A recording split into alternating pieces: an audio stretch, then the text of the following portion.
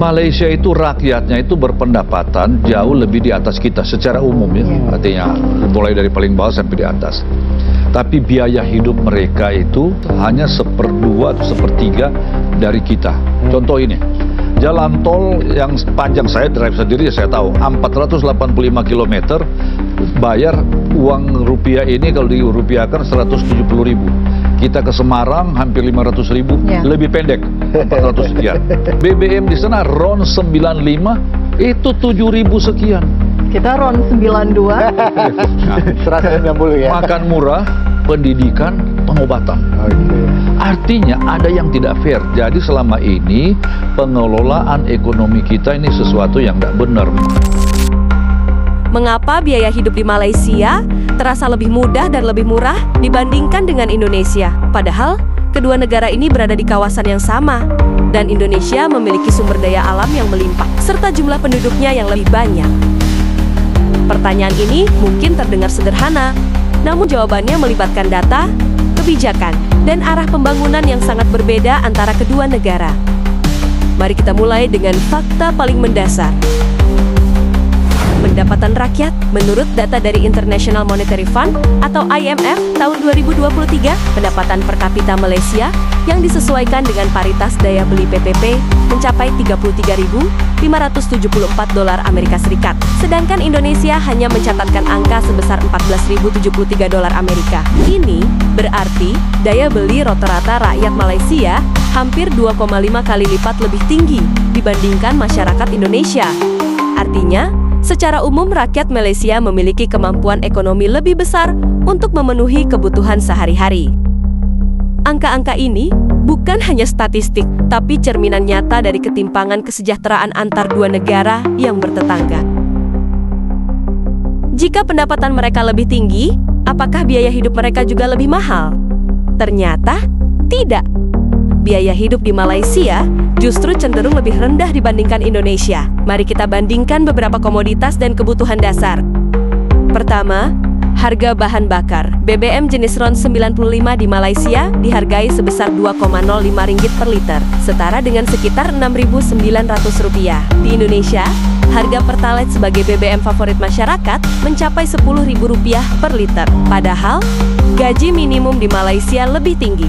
Dengan kata lain, rakyat Malaysia membayar lebih murah untuk kebutuhan yang sama, dengan pendapatan yang lebih tinggi. Kedua, tarif listrik. Di Malaysia, tarif listrik rumah tangga mulai dari Rp218 per kWh atau sekitar Rp700. Di Indonesia, tarif dasar listrik untuk rumah tangga 1.300 volt ke atas mencapai Rp1.444 per kWh, 2 kali lebih mahal. Ketiga, harga bahan pangan pokok.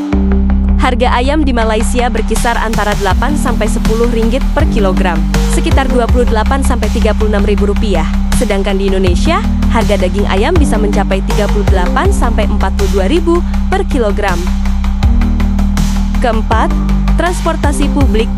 Di Kuala Lumpur, tarif MRT dan LRT dimulai dari RM1 sampai 2, atau setara Rp3.500. Di Jakarta, tarif MRT dimulai dari Rp5.000, sementara KRL Jabodetabek juga naik secara bertahap. Dan yang lebih menarik, moda transportasi Malaysia sudah terintegrasi secara digital dan efisien.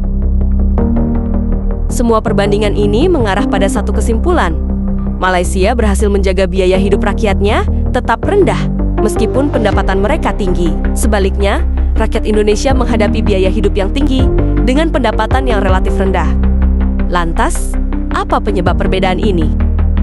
Kuncinya ada pada kebijakan pemerintah.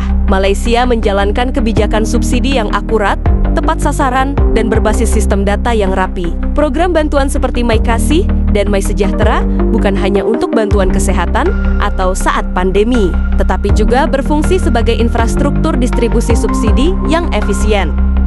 Subsidi energi, pangan, dan transportasi diberikan dengan metode terfokus. Kelompok masyarakat yang benar-benar membutuhkan bisa mendapatkan harga murah, sementara kelompok mampu membayar sesuai harga pasar. Sistem ini menjaga keadilan fiskal sekaligus memastikan anggaran negara tidak jebol akibat subsidi yang salah sasaran.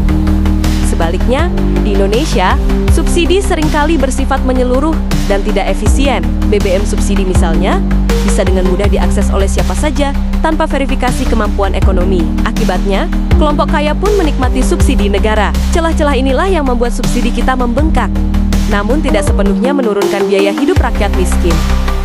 Selain itu, sistem digitalisasi data sosial di Indonesia masih tertinggal. Masih banyak tumpang tindih data penerima bantuan, dan sistem verifikasi belum merata secara nasional. Inilah yang membuat bantuan tidak optimal, bahkan menimbulkan ketimpangan baru. Lanjut ke aspek infrastruktur.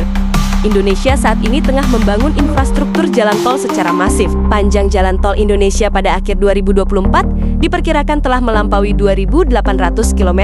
Angka ini sedikit lebih panjang dari Malaysia yang memiliki sekitar 2.000 km jalan tol.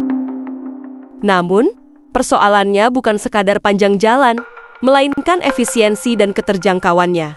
Tarif jalan tol di Malaysia rata-rata hanya sekitar 0 ringgit, 13–0,2 per kilometer, atau sekitar 400–600 rupiah per kilometer. Sementara di Indonesia, tarif tol rata-rata berkisar antara 900 hingga 1.000 rupiah per kilometer. Bahkan beberapa ruas seperti Jakarta-Surabaya 780 km mematok tarif hingga 775.000 rupiah. Sebaliknya, perjalanan dari Kuala Lumpur ke Penang yang menempuh jarak 360 km hanya membutuhkan biaya tol sekitar 40 ringgit atau sekitar 140.000 rupiah. Selain itu, sistem pembayaran tol di Malaysia sudah menggunakan teknologi RFID yang seamless tanpa perlu berhenti. Proses masuk dan keluar tol berlangsung cepat dan efisien. Di Indonesia, meskipun sudah mulai menerapkan tap e-money, masih banyak gerbang tol yang bermasalah karena sistem belum stabil dan antrian sering terjadi. Biaya logistik pun terkena imbasnya, dengan tarif tol mahal dan sistem distribusi yang belum optimal. Harga barang di Indonesia melonjak, dan yang akhirnya terbebani tentu adalah konsumen akhir, rakyat biasa.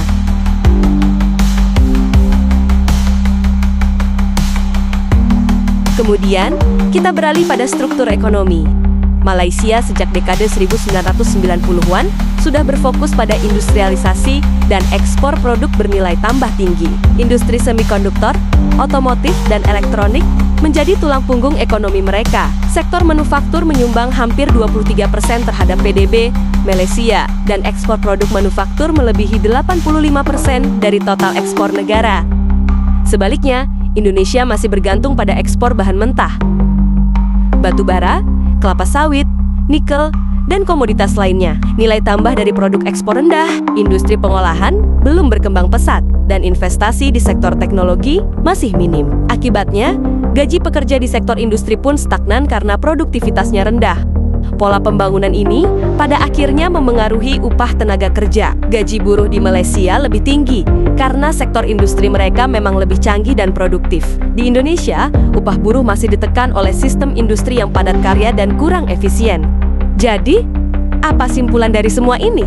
Malaysia bukan negara tanpa masalah, tapi secara sistemik, mereka memiliki struktur ekonomi dan kebijakan publik yang lebih efisien, berpihak kepada rakyat, dan berbasis data. Pendapatan masyarakat lebih tinggi, biaya hidup lebih rendah, infrastruktur lebih efisien, dan subsidi lebih tepat sasaran.